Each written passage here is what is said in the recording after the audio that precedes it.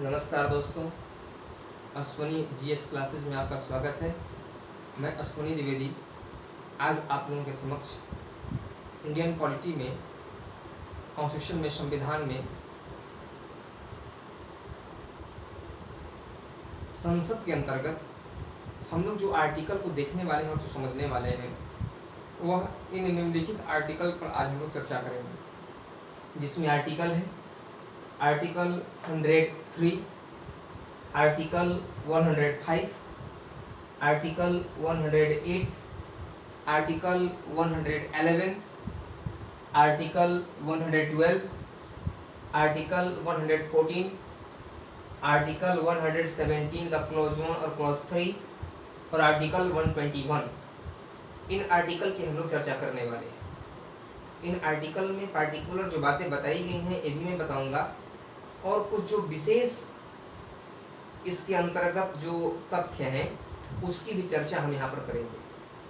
देखिए बच्चा, अगर सबसे पहले अगर हम लोग यहाँ पर देखें तो बात आती है आर्टिकल 103 की। आर्टिकल 103 में किन चीज़ों का डिस्क्राइब किया गया है बच्चा? तो आर्टिकल 103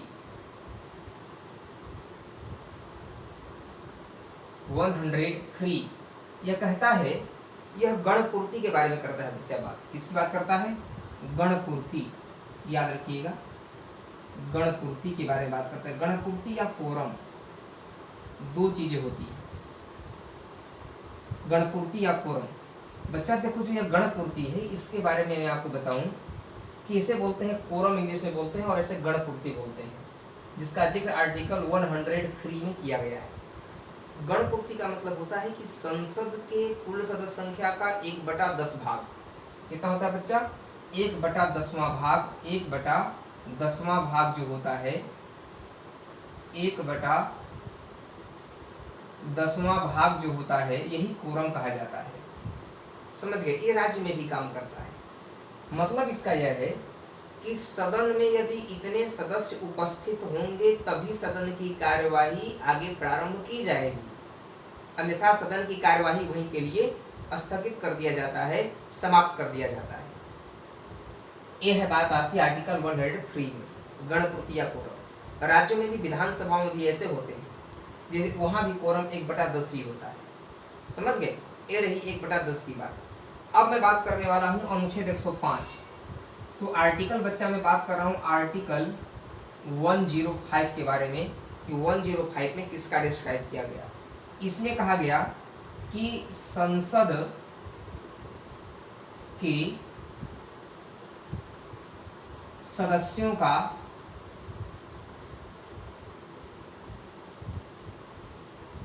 विशेषाधिकार, मतलब स्पेशल राइट्स है यहाँ पर। समझ गए? संसद सदस्यों का विशेषाधिकार। इसका मतलब होता है कि अगर क्वेश्चन पूछा जाए कि विशेषाधिकारों का जिक्र किस आर्टिकल में है, तो बच्चा आर्टिकल 105 में आप बता देंगे। ठीक है ना फ्रेंड्स? आप यहाँ पर देख रहे हो कि संसद के सदस्यों का विशेषाधिकार मतलब स्पेशल राइट्स जो उनको मिले होते हैं, स्पेशल सुविधाएं जो मिलती है। इसका मतलब यहाँ पर है विशेषाधिकार का मतलब कि देखो, एक बात याद रखना कि जब भी संसद की कार्यवाही प्रारंभ होती है, जब भी संसद की कार्यवाही प्रारंभ होती है, तो सत्र चलने के 40 दिन पूर्व, सत्र चलने के 40 दिन पूर्व और 40 दिन बाद तक संसद के सदस्यों की कोई गिरफ्तारी नहीं हो सकती। संसद के सदस्यों की कोई भी गिरफ्तारी नहीं हो सकती। यह संसद के सदस्यों का विशेषाधिकार माना जाता है। क्या माना जाता है इसे? संसद के सदस्यों का विशेषाधिकार माना जाता है कि संसद सत्र चलने के 40 दिन पूर्व और 40 दिन बाद तक इन्हें गिरफ्तार नहीं किया जा सकता है। यह क्या हो गया? यही संसद के सदस्यों का विशेषाधिकार कहा जाता है। मूल रूप से यह क्वेश्चन अक्सर एग्जाम में पूछ दिए गए हैं कि संसद के सदस्यों को सत्र चलने के कितने दिन पूर्व और कितने दिन बाद तक गिरफ्तार नहीं किया जा सकता है। तो बच्चा 40 दिन पूर्व और 40 दिन बाद तक उन्हें गिरफ्तार नहीं किया जा सकता है। फ्रेंड्स, इसको आप जरूर लिख लेंगे और जरूर आप इसे याद कर लेंगे। बच्चा वीडियो को लाइक, सब्सक्राइब, शेयर करना मत भूलिएगा। और किसी भी वीडियो को, जो भी आप वीडियो देखें उसे अंत तक वीडियो को देखें। अगर अंत तक वीडियो को आप देखते हैं तो आपको चीज़ें और समझ में आएंगी, उस टॉपिक में किन किन चीज़ों की चर्चा किया गया है, ठीक है ना। ये जरूर देखें और कमेंट बॉक्स में कमेंट जरूर लिखें। अगर किसी टॉपिक के बारे में और ज़्यादा जानना चाहते हैं आप तो उसके बारे में भी आप लिख सकते हैं, ठीक है ना। आइए हम लोग बात करते हैं, हम लोग 105 के बारे में भी आप समझ गए। अब बात करते हैं 108 के बारे में बच्चा किसकी चर्चा की गई। आर्टिकल 108 के बारे में कहा गया, 108 बहुत ही फेमस है आर्टिकल 108। आइए यहाँ पे बात करते हैं। तो बच्चा आर्टिकल जो है 108 जो कहता है आपका अनुच्छेद 108, इसमें कहा गया बच्चा संयुक्त अधिवेशन, संयुक्त अधिवेशन। संयुक्त अधिवेशन में क्या होता है यहाँ पर कि ज्वाइंट सिटिंग होती है। क्या होती है बच्चा? ज्वाइंट सिटिंग होती है यहाँ पर। ज्वाइंट सिटिंग का मतलब क्या होता है मैं आपको बता चुका हूँ कि यदि संसद के दोनों सदनों में, यदि संसद के दोनों सदनों में, बोथ हाउस में किसी भी बिल के ऊपर कंट्रोवर्सी यदि हो जाता है तो उस समय प्रेसिडेंट जो होता है बोथ हाउस की ज्वाइंट सिटिंग को बुला सकता है। और बोथ हाउस की ज्वाइंट सिटिंग को जब वह बुलाता है तो देखिएगा बुलाता प्रेसिडेंट है। क्यों बुलाता है?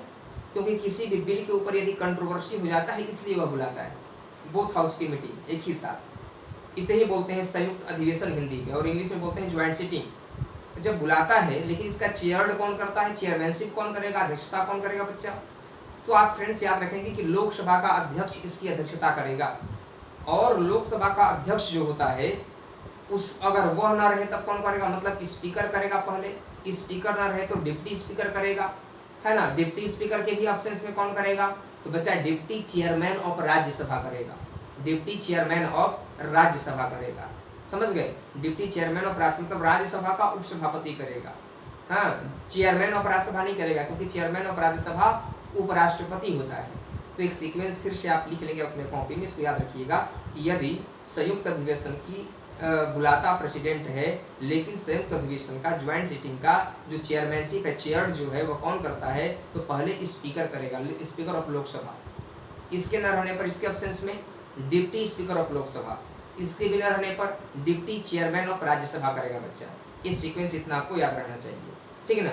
ये रही संयुक्त अधिवेशन का बात, ठीक। अब यहाँ पर मैं बात करने वाला हूँ अगला जो आर्टिकल होगा हम लोगों का 108 के बाद जो है article 111, sorry article 1010, sorry article 110 अनुच्छेद 110 की बात करने वाले बच्चे। अनुच्छेद 110 में अगर हम लोग देखें, इसे मैं रेज कर दे रहा हूँ, आप लोग लिख लिए होंगे। अनुच्छेद 110 की बात करें तो इसमें कहा गया है, 110 में आप लोग देखे होंगे कि इसमें धन विधेयक की चर्चा की गई है बच्चा। किसके बारे में है स्टूडेंट्स? धन विधेयक के बारे में परिभाषा दिया गया है अनुच्छेद 110 में। आर्टिकल 111 अनुच्छेद 110 में जो है आपका धन विधेयक मतलब मनी बिल के बारे में जिक्र किया गया, धन विधेयक के बारे में चर्चा किया गया बच्चों, समझ गए। धन विधेयक की चर्चा की गई यहाँ पर। ये जो धन विधेयक होता है ना, इसके बारे में थोड़ा सा अगर मैं आपको बताऊं तो धन विधेयक की परिभाषा क्या है। तो धन विधेयक की परिभाषा जो होती है, इसमें क्या होता है कि ऐसे मामले आते हैं धन विधेयक में, मनी बिल में ऐसे मामले आते हैं जैसे नए करों से संबंधित, नए मतलब कि किसी भी पुराने करों में कटौती करना या नए करों को आरोपित करना, सरकार के द्वारा लिया गया ऋण, ये सब जो मामले होते हैं ये सब मनी बिल के मामले होते हैं, धन विधेयक होते हैं, समझा गया। कर्ज देना, कर्ज लेना, ये सब जो मामले हैं सरकार की, ये सब मामले धन विधेयक के अंतर्गत, मनी बिल के अंतर्गत ही इंक्लूड किए जाते हैं। ये परिभाषा, इसमें डेफिनेशन दिया गया है, समझ गए। अब इसके बाद आता है आपका अनुच्छेद 111, अनुच्छेद 111 आर्टिकल 111 अनुच्छेद 111। इसमें कहा गया बच्चों कि विधेयक पर राष्ट्रपति की अनुमति, क्या कही गई? विधेयक पर मतलब बिल के ऊपर प्रेसिडेंट का क्या अनुमति है, क्या परमिशन है। तो राष्ट्रपति का विधेयक पर जो अनुमति क्या होती है बच्चा, इसके बारे में चर्चा किया गया है कि अनुमति क्या है। इसके बारे में आपको बता दें कि कोई भी विधेयक जब लोकसभा और राज्यसभा में पास हो जाता है तो संसद के दोनों सदनों में पारित होने के बाद जब राष्ट्रपति के पास जाता है लास्ट सिग्नेचर के लिए, तो राष्ट्रपति जब अंतिम हस्ताक्षर करेगा, सिग्नेचर करेगा, तभी कोई भी बिल पास माना जाता है, अन्यथा बिल पास नहीं माना जाता। देखिए राष्ट्रपति क्या करता है, वहाँ पर दो कार्य करता है। राष्ट्रपति विधेयक को कभी कभी वापस कर देता है। क्या करता है, कभी कभी वापस कर देता है, रिटर्न कर देता है। तो रिटर्न जानते हैं क्यों करता है, और किस किस किन किन बिल को, किन किन किन विधेयकों को रिटर्न कर सकता है बच्चे। तो मैं आगे पढ़ाऊंगा इसी समय कि यहाँ पर आप देखिए संसद में 4 प्रकार के विधेयक पेश किए जाते हैं। 4 टाइप ऑफ बिल पार्लियामेंट में प्रेजेंट किए जाते हैं। पहला जो बिल होता है वह बिल है मनी बिल। पहला है जनरल बिल या ऑर्डिनरी बिल कह सकते हैं। सेकेंड मनी बिल कह सकते हैं आप। फिर आप फाइनेंशियल बिल कह सकते हैं। फिर आप बोल सकते हैं constitutional amendment bill. 4 type of bill होते हैं। ये जो मनी बिल है ना, मनी बिल और कॉन्स्टिट्यूशनल अमेंडमेंट बिल, दो बिल को प्रेसिडेंट के पास जब जाता है दोनों बिल, तो प्रेसिडेंट धन विधेयक और संविधान संशोधन संबंधी विधेयक के बिल को वापस नहीं भेज सकते, रिटर्न नहीं कर सकते। फर्स्ट टाइम में ही पास करना जरूरी होता है राष्ट्रपति को। इसे भी वापस कतई नहीं कर सकते। राष्ट्रपति बाध्य हैं कि आप उसको तुरंत पास करके ही भेजना, उससे रोक कर नहीं रह सकते आप। लेकिन ऑर्डिनरी बिल जो होता है, जो सामान्य विधेयक होते हैं, उसको राष्ट्रपति अपने पास रख सकता है, रिटर्न कर सकता है, एक काम कर सकता है। तो इस बातों को भी आप इस आर्टिकल के तहत चीज़ों को याद करेंगे। समझ गए। तो अनुच्छेद 111 के तहत राष्ट्रपति विधेयक को दोबारा भेज देता है, पुनर्विचार के लिए भेज देता है। इसे कहते हैं कि राष्ट्रपति का विधेयक पर अनुमति कहा जाता है इसे। समझ गए। अब मैं बात करने वाला हूँ अनुच्छेद 112। इसकी बात कर रहा हूँ बच्चे, अनुच्छेद 112 की बात करने वाला। इसे आप लिख लिए होंगे कॉपी में, कॉपी पेन से आप लिखते चलिएगा, कि लिखना बहुत जरूरी है। अगर आप लिखेंगे, नोट्स करेंगे, और किसी भी वीडियो को लास्ट तक आप जरूर देखें। लास्ट तक अगर आप वीडियो को देखेंगे तो लास्ट तक देखने से क्या होगा कि आप उस टॉपिक के बारे में अच्छे तरीके से चीज़ों को समझेंगे, जानेंगे, और तब जाकर के आपको जो है समझ में आएगा। देखिए बच्चा, अनुच्छेद 112 में कहा गया है बजट की चर्चा की गई है। बजट, बजट क्या होता है? बजट क्या होता है बच्चा? जैसे आपने देखा होगा कि जो लाल रंग के चमड़े की थैली होती है, उसको लेकर के जो वित्त मंत्री होते हैं, मतलब राष्ट्रपति वित्त मंत्री के द्वारा बजट को सदन में रखवाता है। तो जो बजट होते हैं ना, बजट क्या होता है कि सरकार के एक वर्ष का, एक वित्तीय वर्ष का आय व्यय का लेखा जोखा, मतलब एक्सपेंडिचर, अर्निंग, एक्सपेंडिचर का जो लेखा जोखा हो गया, आय और व्यय का, इनकम और एक्सपेंडिचर का, जो एक वित्तीय वर्ष का, जो 1 अप्रैल से 31 मार्च तक जो चलता है, इसका जो लेन देन का जो एकदम डाटा रहता है, उसी को बोलते हैं बजट। बजट के बारे में आपको बताऊं बच्चा कि बजट में जो व्यय का वर्गीकरण होता है, व्यय मतलब एक्सपेंडिचर का जो क्लासिफिकेशन किया गया है, तो बजट का क्लासिफिकेशन जो किया गया बच्चा, इसमें यहाँ पर आप देखेंगे कि बजट का क्लासिफिकेशन 2 प्रकार से किया जाता है। कितने प्रकार से? 2 प्रकार का किया गया है बजट का क्लासिफिकेशन। बजट के द्वारा क्या हो रहा है, बजट में व्यय का वर्गीकरण। तो बजट में व्यय का वर्गीकरण जो होता है, जो डिसेंट्रलाइजेशन जो होता है, उसका जो वर्गीकृत किया जाता है, जो तो वर्गीकृत में आप देखोगे कि जो वर्गीकरण किया गया है, यहाँ पर वर्गीकरण क्या है, 2 भागों में किया जाता है। समझ रहे हो बात को? 2 भागों में किया जाता है। पहला तो क्या रहता है कि भारत की संचित निधि पर भारित व्यय, भारत की संचित निधि पर भारित व्यय होता है बच्चा। भारत की संचित निधि पर भारित व्यय होता है, फर्स्ट पॉइंट इसमें माना जाता है। सेकंड जो है, भारत की संचित निधि से किए जाने वाला व्यय, भारत की संचित निधि से, संचित निधि से ये जाने वाले व्यय। 2 बातें हैं कि नहीं? यहाँ पर 2 बात स्पष्ट है कि व्यय का, बजट में व्यय का जो वर्गीकरण किया जाता है बच्चों, वो 2 तरीके से क्लासिफाइड किया गया। एक तो क्या कि भारत की संचित निधि पर भारित व्यय, दूसरा है कि भारत की संचित निधि से किए जाने वाले व्यय, संचित निधि से किए जाने वाले व्यय की चर्चा की गई। तो यहाँ पर इसको अगर मैं आपको समझाऊं तो बहुत ही स्पष्ट है। यहाँ पर आप देख रहे हो कि भारत की संचित निधि पर जो कंसोलिडेटेड फंड होते हैं, भारत की जो कंसोलिडेटेड फंड जो होते हैं, इस बात को याद रखो, भारत की जो कंसोलिडेटेड फंड जो होते हैं, संचित निधि जो होता है ना, जो सरकार का जो कोष होता है, क्या होता है, सरकार का यह कोष जो होता है इसके बारे में आप अगर देखोगे तो इसमें भारित व्यय मतलब जो लोगों को वेतन दिया जाता है ना, विभिन्न लोगों को विभिन्न पद पर बैठे हुए लोगों को जो वेतन दिया जाता है, जैसे राष्ट्रपति का, उपराष्ट्रपति का, सर्वोच्च न्यायालय के न्यायाधीशों का, संघ लोक सेवा आयोग के अध्यक्ष और सदस्यों को, समझ गए, भारत सरकार के अन्य जो लोग होते हैं, और उच्च न्यायालय के न्यायाधीशों का, उच्च न्यायालय के न्यायाधीशों का पेंशन, एक बात याद रखना, हाई कोर्ट के न्यायाधीशों का जो पेंशन होता है ना वह भारत सरकार की संचित निधि से दिया जाता है, लेकिन हाई कोर्ट के न्यायाधीशों का जो वेतन होता है, जो सैलरी होती है, हाई कोर्ट के न्यायाधीशों का वेतन, लिख लेना इसे, हाई कोर्ट के न्यायाधीशों का जो वेतन होता है वह राज्य सरकार की संचित निधि से दिया जाता है, लेकिन पेंशन किसके द्वारा दिया जाता है, तो भारत सरकार की संचित निधि पर भारित होता है। पेंशन भारत सरकार की संचित निधि पर, लेकिन वेतन राज्य सरकार की संचित निधि पर, स्टेट गवर्नमेंट की कंसोलिडेटेड फंड पर व्यय भारित होते हैं, वहां से दिया जाता है इसे।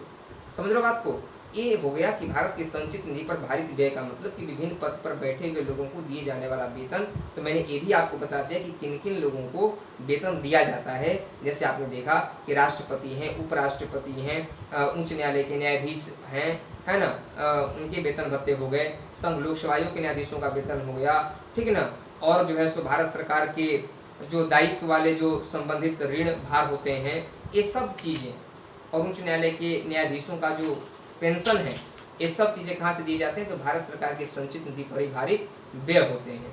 समझ में आ गया। एक बात मैं और बता दूं आपको कि भारत की संचित निधि से किए जाने वाला व्यय, इसमें क्या आता है, तो भारत की संचित निधि से किए जाने वाला व्यय की अगर चर्चा किया गया आपसे कि भारत सरकार की संचित निधि से किया जाने वाला अगर व्यय होगा, इसमें क्या होता है कि सदन में चर्चा भी की जा सकती है इसके ऊपर। क्या होता है बच्चा, इसके ऊपर सदन में चर्चा भी किया जा सकता है, चर्चा की जा सकती है, एवं इसका लोकसभा में मतदान द्वारा पारित किया जाता है। इसमें भारत सरकार की संसद में चर्चा भी किया जा सकता है, और चर्चा के साथ साथ इसका लोकसभा में मतदान द्वारा पारित होना चाहिए, क्योंकि यह भारत सरकार की संचित निधि से किया जाने वाला व्यय, अगर इसमें से पैसा अगर आप निकालते हैं तो सदन में वह पास होना चाहिए, और सदन में चर्चा भी होता है वहाँ पर। समझ में आ गया। लेकिन ये जो होता है आपका इसमें कि ये जो आपका ये जो पार्ट है, भारत सरकार की संचित निधि पर भारित व्यय जो है, इस पर सदन में चर्चा नहीं होता बच्चा। इसके संबंध में सदन में केवल मतलब एक बात ये कह सकते हैं कि चर्चा हो सकती है, मतदान नहीं होता है। क्या नहीं होता, मतदान नहीं होता, इसमें चर्चा होगा। मतलब जो भारत सरकार की संचित निधि पर भारित व्यय है बच्चे, इसमें सदन में चर्चा होगा, लेकिन मतदान नहीं होगा, मतदान नहीं होगा। लेकिन यहाँ पर भारत सरकार की संसद में, भारत सरकार के सदन में मतलब लोकसभा में चर्चा भी होगा, और चर्चा के साथ साथ यहाँ पर मतदान भी होना चाहिए, मतलब मतदान के द्वारा पारित भी होना चाहिए। ये मामले इसमें माने जाते हैं। समझ में आ गया। ये दो बातें आप यहाँ पर देखें। अब आप अगर देखोगे यहाँ पर एक चीज़ और मैं आपको बता दूँ, बहुत ही महत्वपूर्ण है, तो आप देख लिए कि एक चीज़ और अब देख लो यहाँ पर, इसे अब इरेज कर दे रहा हूँ। 112 के बाद कौन सा आर्टिकल है बच्चा, देखो 112 के बाद जो आर्टिकल है आपका वह है आर्टिकल 114, आर्टिकल 114। तो आर्टिकल 114 की अगर बात करेंगे तो इसमें किसकी चर्चा की बच्चा, इसमें कहा गया कि आर्टिकल 114 में कि विनियोग विधेयक, क्या होता है, विनियोग विधेयक, विनियोग विधेयक की चर्चा इसमें की गई है बच्चा।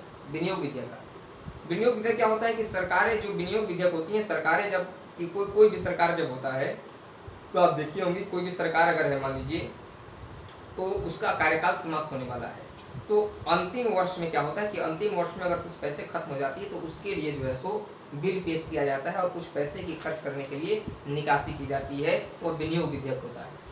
अब इसके बाद आप देखोगे एक चीज और महत्वपूर्ण बातें करने वाला हूं मैं, अनुच्छेद 117 1 और 3। इसमें क्या है बच्चा, अनुच्छेद 117 और 3 में क्या है, इसमें वित्त विधेयक का जिक्र। अनुच्छेद 117 1 और 3 में किसकी चर्चा की गई, तो इसमें कहा गया बच्चा वित्त विधेयक, वित्त विधेयक की चर्चा की गई। वित्त विधेयक क्या होते हैं, तो वित्त विधेयक बच्चा बड़ा कॉन्सेप्ट है, वित्त विधेयक का ही एक छोटा सा भाग है मनी बिल। मनी बिल जो अनुच्छेद 100 आपको मैं 10 में बताया था, अनुच्छेद 110 में जो धन विधेयक की चर्चा की गई है, मनी बिल का चर्चा किया गया है, समझ गए। जबकि 117 1 और 3 में वित्त विधेयक का जिक्र है, फाइनेंस बिल का जिक्र है।